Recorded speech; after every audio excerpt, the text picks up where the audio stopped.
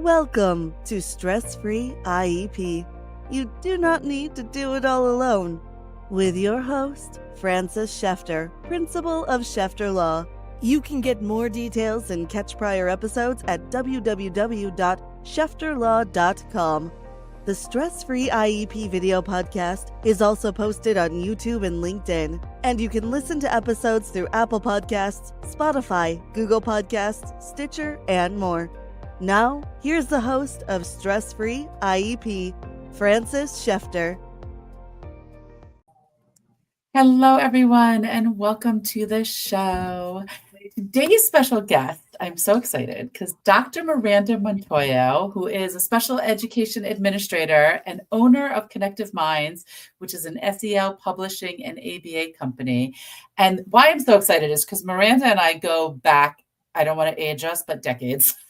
And back to a DC case, and she was one of the first people I remember working with that it was kind of like, we don't have to be adversarial. We can work as a team. It's all about the kid. And Miranda was a special ed coordinator at this time, and I was the special ed attorney representing a family through the abuse and neglect system. And it was just truly, we made all of those IEP meetings about the kids. And it was such a special, I so fondly remember the case because it was like, we don't have to be adversarial, it's about the kids, right? And so talk to me, Miranda, about what's been going on. I know you've changed a lot in this new Connective Minds. Tell me, what's been going on? Where are you now? Yeah, thank you. Well, first of all, thank you so much for having me. It is an honor to be here. Been so looking forward to this. And you're right, looking back, I think that, well, first of all, you make me realize that I feel like I might have lived multiple lives. But, I think actually that was a great experience, and I think so much since then has really just revolved around the same ideas that we are partners in this work. Everybody that comes together in special education, we are partners, whether you are the school team, whether you are a community partner, the family, families support, whether it's an advocate, whether it's an attorney, we're partners. And that's how this works the best way it can. And so, since then, I have just been fortunate to continue to grow in this field, continue to learn more. Now currently, I think is what your question is, still serving as a special education administrator. I am out in the Columbus, Ohio area and just loving it. My company that I have open, Connective Minds, really revolves around just being available to consult with families, to provide ABA services as a BCBA. Really over the summer, but also to publish my books that I'm creating. I just created a children's book that I'm so excited about, really focused on the topic of moving, because so many of our kids move and they experience transitions and they experience just everyday life transitions. And I think that there's a special place to have a story for kids to connect to, somebody who reminds them of themselves, who has to say goodbye, but who can also find that beauty in starting over again, and the beauty in either continuing friendships or finding new ones and finding a way to belong. And so, long story short, my story, Petunia Moves Again, kind of revolves around eventually meeting a teacher who is fondly named Mrs. Elephant. And Mrs. Elephant makes Petunia the chipmunk feel like she belongs. So eventually Petunia becomes a teacher, just like Mrs. Elephant did. And that's really how I started. I started out as a teacher, a special education, general education, and special education teacher.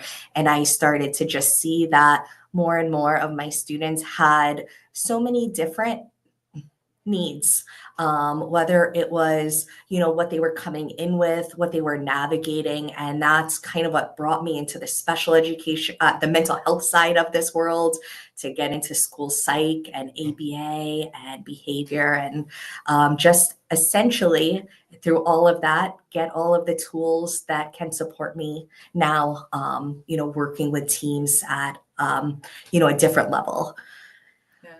No, I love that idea of the books because it is so true. There are books out there about, moving and the first day of kindergarten, all that stuff, but they're usually geared towards our gen ed kids, which is because that's the majority, but it's such a different thing for our kids, neurodiverse, especially, of course, my mind immediately goes to autistic because they're so used to, routines and the same, and it can be how disruptive of everything. But families have to do what families have to do. And sometimes a move is not, is not avoidable. And prepping our kids for that is such a big difference. Like I remember during COVID, like the social stories everybody was writing and stuff to prep kids of like, That's right. It looks like without the mask, but you're going to see her like this with the mask and, all of that extra stuff. Yes, 100%. I think that anytime we can give kids different ways to relate to what they're experiencing is just going to help them so much more, and ultimately going to help their family so much more in, like, even just being able to have conversations and face them head on. Because, the more tools that we have out there and the more resources, the more prepared they can be, and the more prepared that kids can be for anything that they're experiencing or about to experience as well. Right. Which, as we all know, Yeah. is if they're more prepared, there's going to be less behaviors because they're going to understand and know. And I know for like my daughter who has anxiety, my little one, she has a lot of anxiety about going new places. And it's like when I do that prep for her of like, oh, this is what's going to happen and this is what we're going to see and this is what we're going to do, it reduces that. And then she's more excited about going. Yes, yes, So important. 100%. So to switch gears on like meetings and stuff with, so you're a special ed administrator now in Ohio, and what advice do you have to parents? Because like, I know parents get so nervous about coming into IEP meetings and they feel, it's always like the school against them, which is not what we want them to feel. Right. So what pointers do you have for parents of like to prep and to help make it more collaborative? Oh my goodness, absolutely. I'm so glad you asked that question because parent voice is incredibly important. Parents are the experts of their children, and their insights are just invaluable in understanding what children's unique needs and strengths are. I think in my experience, I truly know that when we listen to parents, when we work together as a team, we can create that much more of a personalized, an effective support plan, whether it's an IEP, whether it's just a student support plan in general, even if a child is not identified in special education, but they just have supports in place for them. And I think that parents' involvement isn't just about, what we do to stick with policies. It goes so much more. It's about that partnership and that relationship that goes beyond the meeting. And I think that when parents come in with diverse perspectives, we can also understand their experiences, their children's experiences, their family backgrounds, their values, the culture that they are,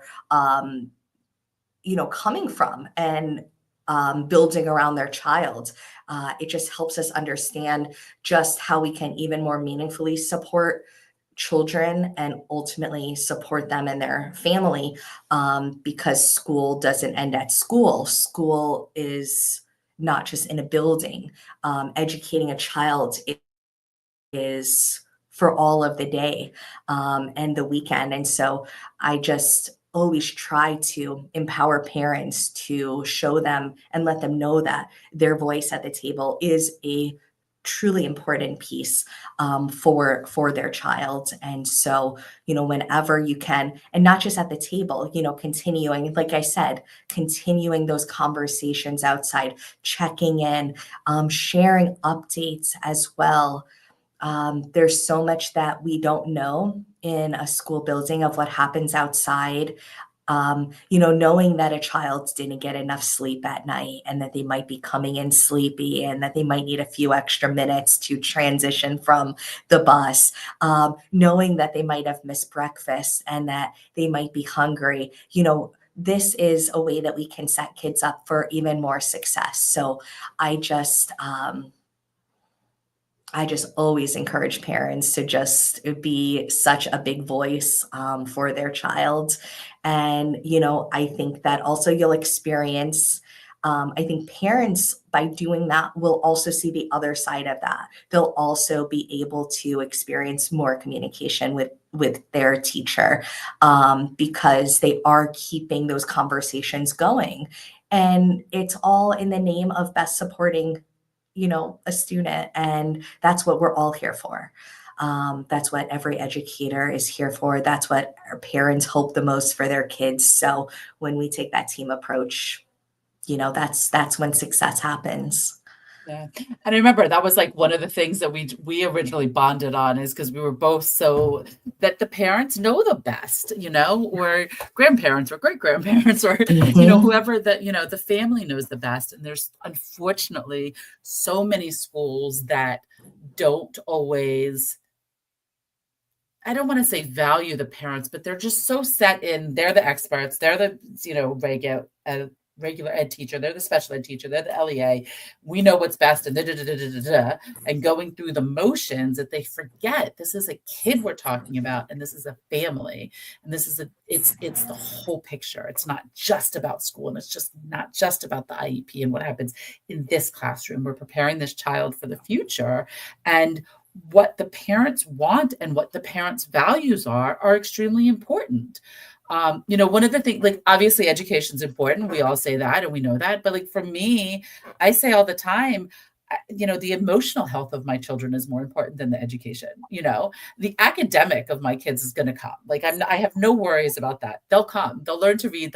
They know math. They're both excel in math, whatever. But it's like, I want them to be self-independent, strong-willed, as much as I hate strong-willed children at this point in time, I want them to be strong-willed because that makes a better adult, right? That's right.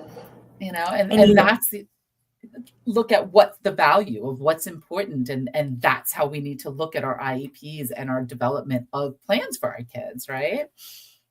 Yeah, absolutely. And you had another great point in there around really building those self-help advocacy skills. This is a whole other piece of development that children go through and that we all are part of building for kids, whether it's being able to communicate and going back to that they're hungry, being able to express that for themselves and to have that language. And so when we have more examples of this coming in from outside of school and parents share more, then teachers are able to work with kids to help them express that.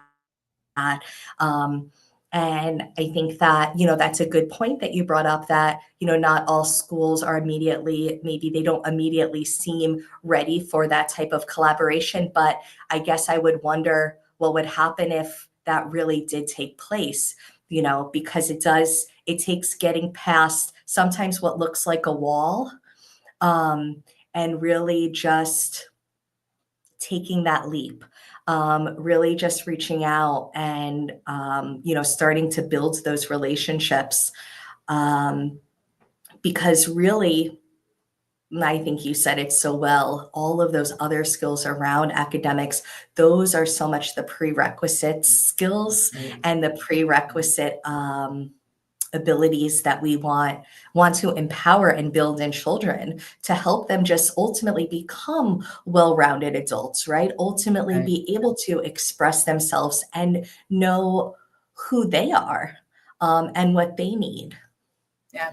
And I love that you say about teaching our kids to advocate for themselves, because one of the things I see often is IEP goals that say the child will advocate for themselves in 3 out of 4 opportunities. And I'm like, okay, so yes, we know we want the child to advocate for themselves. That is the end. That's the goal of measurement. But how are we as the adults going to help the child get there, right?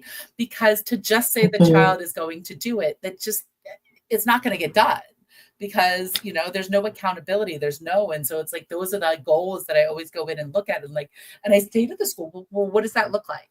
How are you going to know if the child's what are the benchmarks that you're building to ultimately get to that goal, right? What are those, what are you looking for in between? Right. And what are we as the adults doing to help advocate? Like to know, like teaching the child to know when they're frustrated, teaching the child to know when they do need help, when it's okay to need help. And, you know, going through scenarios of like, well, what would you do in this situation?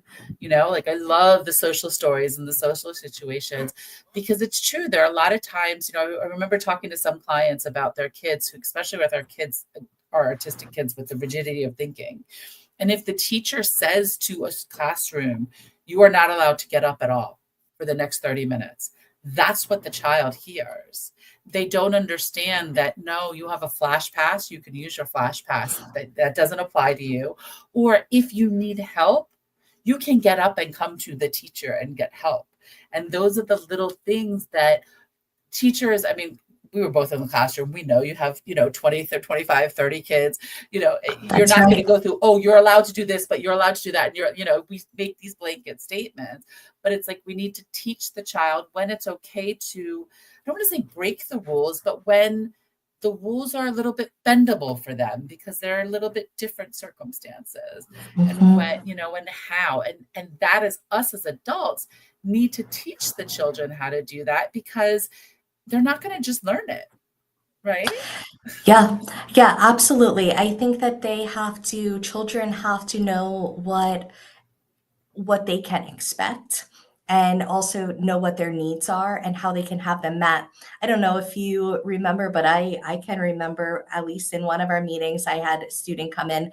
I like to have students start in 3rd grade going to IEP meetings to at least be able to be there for their goals and their accommodations, to speak about their areas of strength and their areas of growth.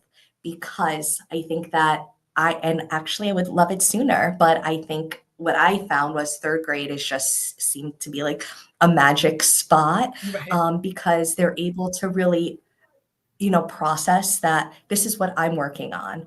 And they're able to speak really well to what they feel like they're doing well in, and to what they feel like they want to work a little bit harder at and want to grow. And it's amazing hearing that from a child.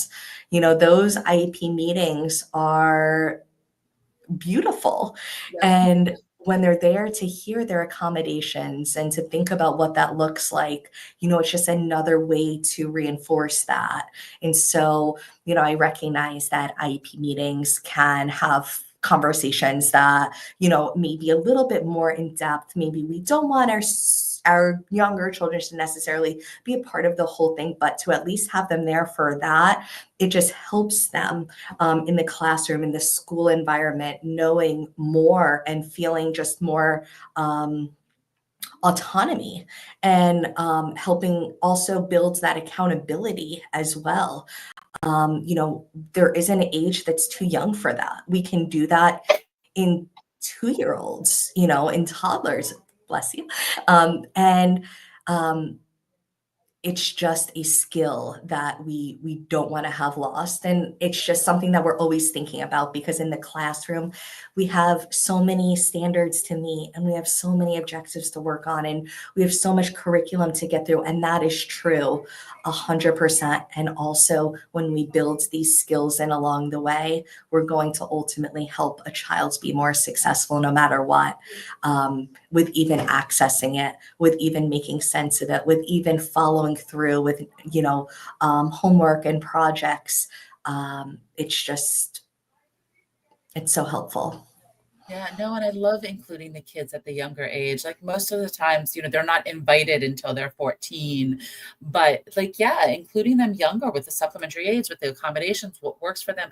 And so that they can understand what they're allowed. And, because again, when you go to our kids with the rigidity of thinking, it's like if the teacher says you're never allowed to do XYZ, that's what they hear. But then if they're in their IEP meeting, like who like we say we want our kids to be independent and advocate for themselves. Well, who sits down and explains the IEP to them? Who sits down and explains, like, these are your accommodation, these are your supplementary aids, these are the goals we're working on. How do you feel about that? What do you think about that? It's rare. And now I'm like, my daughter's IEPs are coming up. I think I'm going to have him come in because, my older one is very, she's very verbal and she knows what she wants and she knows what works. And she's separately talked to all of us, but I think it would be a great idea to have her at the actual meeting of like, yeah, this is what I want, this is what I don't want, and this is what works, and this is what doesn't work. Because again, as adults, we can all sit around this classroom and develop this IEP and this plan, but we might be off the mark sometimes in what our kid needs or wants, right? We don't always know because they haven't been given that voice. That's right. And I think even like the implication piece with the area of needs and areas of growth, like let's have them identify areas that they want to work on. I think also when we think about, success, how much of it is driven based off of motivation. And so if you have a child there who's identifying all of these areas in front of their support team, just think about how much more MO, those motivating operants are in place there for them to just really focus on it. I think it's great. I would suggest whatever you can do it to do that. Yeah, I love that because and it's true. The goals also of like, like this is what you're learning in math. Where are you struggling? Because again, we look at test scores and we look at, what they're doing here, what they're doing there, but like I'm never shy about the fact I hate standardized tests because I never did well on them, and they're just a snapshot. Like, what if you had a bad day? What if you didn't sleep well that night? What if you didn't eat breakfast that morning? It's just a snapshot of what you can do. And so if we're basing all these goals on this little bit of a snapshot of a standardized test or a formal evaluation or what the teacher is seeing, what are we not seeing? And where is the struggle truly? And if the child, give them that voice to be able to say, hey, this is where I need help. Like, you know what? Yeah, you guys keep saying multiplications, but you know what? That's not, I'm still struggling at the addition. Forget the multiplication, and where are we? Exactly. Just an additional data point, and all of them, you're right. All of them are one drop in that picture, in that bucket of the data that we look at for a child. And the more data points that you have is just going to help create such a more meaningful plan of support. And yes, bringing that in 100%. There are prerequisite skills that they could be thinking about that just haven't been identified because, content has moved past that. And sometimes things get missed. And so, by having that more holistic approach, I just think that's what makes that a holistic approach to things. And Yeah, no, it's so, and I love when I have kids. I mean, I don't think I would have a child, even our teenagers, in the meeting the whole time because it's a lot.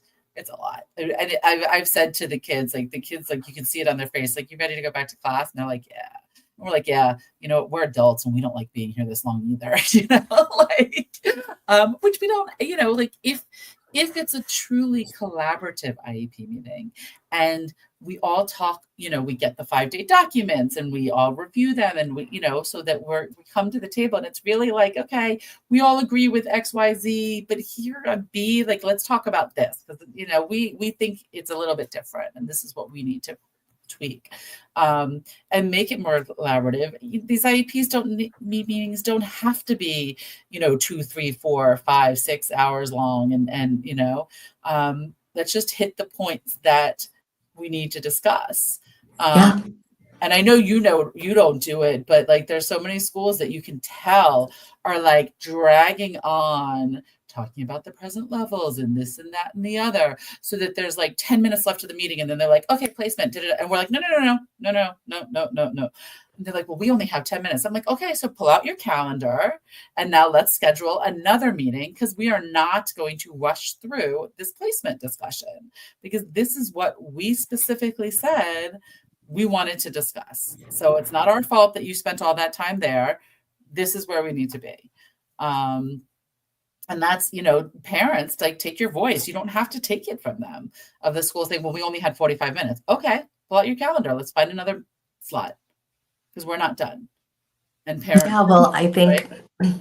I think similarly, any section of the IEP, to make sure that, one is to be able to review the documents leading up to it, or just have even have conversations leading up to it, so that you're more prepared for the meeting, and being ready to, even at the start of the meeting, sometimes just saying, I'd like to be able to have some additional time to focus on this area. This is, kind of even prefacing it. Is sometimes helpful in a meeting when you can. Even being able to communicate, I'm good with present levels. I've gotten all of the information. We can go on, and this is where we want to focus, and hopefully have enough time to have meaningful conversations, because that is your chance to really make sure that, for the next, potentially up to the next year, support is really in the best way that it can be for each individual student. And yeah, 100%, if more time is needed, and all of the conversations can't be had, then, we will need to find some more time, to make sure that everything gets, addressed and discussed, and concerns are heard, and questions are asked and answered, to the very best ability. And that's what I tell parents all the time, is that don't be afraid to ask questions, and don't be afraid to say, whoa, wait, slow down. I'm not quite sure what you're saying there. What does that mean? What does that look like? Because like Sure. supplementary aids, right? Supplementary aids and services, clarify location. So many times they put across all areas. Well, that's not what clarify location means, right? Like, what does that look like? What does that mean? What is the teacher going to be doing to make sure that understanding directions is happening? What specifically? Let's talk about what my child needs, because as we all know, it's different for every single child. What reinforcers work? What do they need? Some kids, they just want a little thumbs up. Some want a tap on the shoulder. Some want a sticker. Like, everybody's different. Those are the things that we need to be talking about, of what does it look like? Because, I remember one IEP meeting, not that long ago, that the speech teacher was saying, oh, well, this is how I do it. And it worked so well. He's making progress. And all of us are looking at her like, or at least the parents and I were looking at her like, and have you taught that to the special ed teacher who's with them 6 hours a day? And she's like, oh, no. And we're like, okay, don't we think that might be a skill, a consultative? Because if it's working for the speech teacher, and the the regular ed teacher, or sorry, the special ed teacher in this case, learns how to do that, think of how much better this child's going to be doing, because now we have the continuum of services, the continuation of everything throughout, not continuum services, wrong word. But the continuity throughout. Well, I think really what you're thinking about is you're kind of programming for generalization. How are you making sure that all of the skills being learned are able to continue throughout all settings, once they've been learned?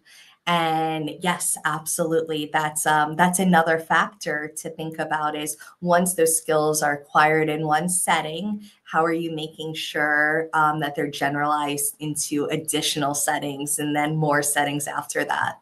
Right. Mm-hmm. And that's so true for also related services, is that, I know related service is a big thing right now, and well, they've reached all their goals. Okay, they've reached all the goals in your occupational therapy room, or in your PT room, or in your speech room, but are they doing that in the gen ed classroom, in the special ed classroom, during recess, during lunch, outside of, because if they're not, then no, they're not reaching the goal, because you're in this little, controlled environment that, yeah, one-on-one, when they know that the speech teacher is listening to articulation, or they know the occupational therapist is looking at how you're tying things, they're going to be more conscious and aware of it. But now let's go into, and that's where I always, okay, great. Now let's do some push-in services and see, is the child generalizing it, right? Yeah, sure. And again, all individualized and depending on level of need and, what else is going on for the student. But absolutely, there's so many other ways to make sure that that skill is continuing to be maintained and seen everywhere to help them. You spoke about consult services, push-in services. Those are some examples of more of that direct support, to just have that extra touch base in place, right? While you're still having that skill develop in a more universal way. And so yeah, absolutely. That's definitely a conversation to be had. Yeah, exactly. Because it's, I don't know. I just think about, like, oh, well, the kid does that in school all the time. It's like, well, great. They're not doing it at home. So now what do we need to do to do that next step of generalization? Obviously, the teachers aren't going to come to the home, but what is the teacher doing that's working that the parents can start doing? Or, how can we set it up that that generalization is occurring? Yes, and I love when our related service providers give tips and strategies to parents in meetings. I love when parents ask in meetings, "What could I be doing at home? What are you doing that makes that work for them?" I've tried all of these things and I'm just not getting it. And sometimes it's so simple. Other times, I've had related service providers send home worksheets. I've had them send home flashcards, different activities to be done at home. So,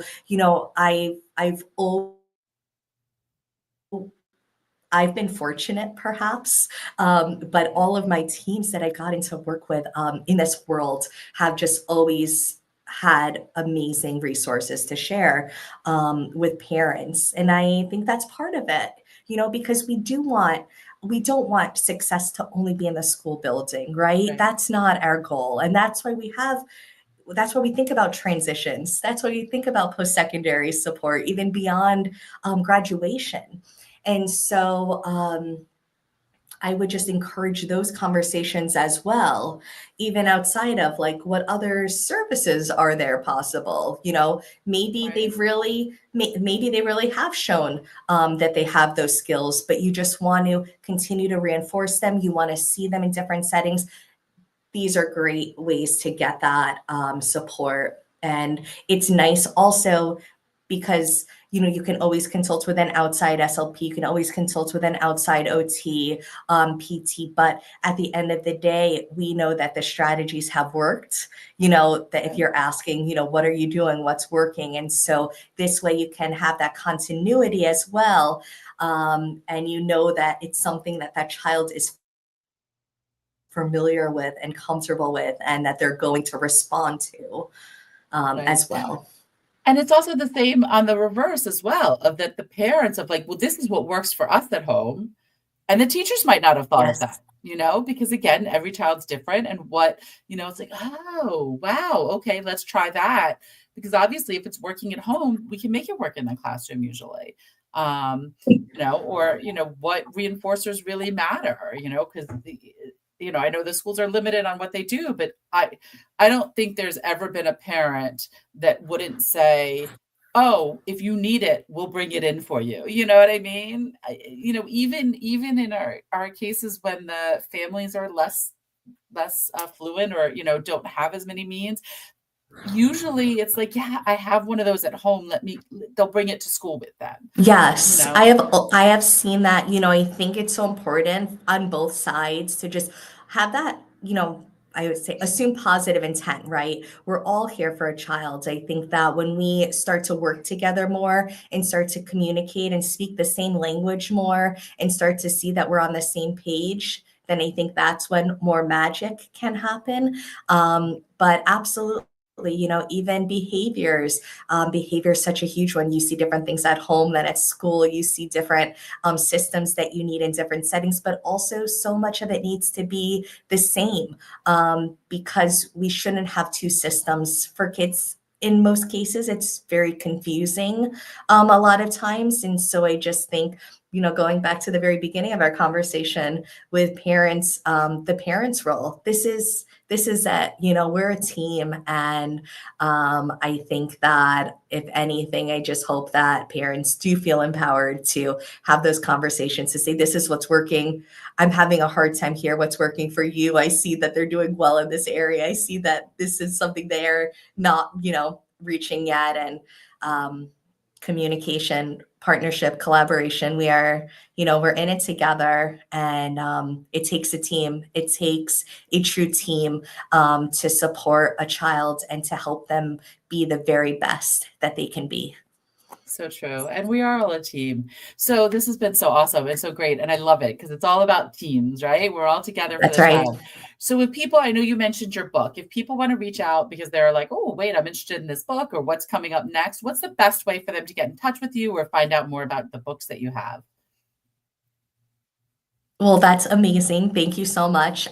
So I have a website.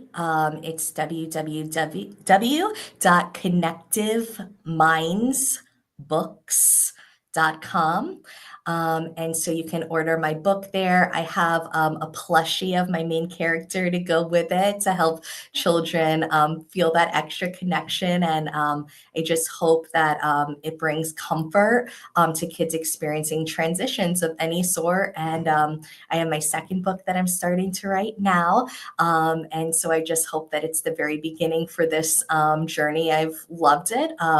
And I appreciate any support. It means so much. And it's been so great to be here and to speak about collaboration in this world. I can't think of a more important topic because it really gets at everything. And it really is just, you can't go very far without it. You can only go so far because at the end of the day, we're all pieces of a puzzle and we need each other to be there and to be the very best we can be for each child. Yes. Thank you so much. This has been awesome. Thank you. It has been. You've been listening to Stress-Free IEP with your host, Frances Shefter. Remember, you do not need to do it all alone. You can reach Frances through shefterlaw.com, where prior episodes are also posted. Thank you for your positive reviews, comments, and sharing the show with others through YouTube, LinkedIn, Apple Podcasts, Spotify, Google Podcasts, Stitcher, and more.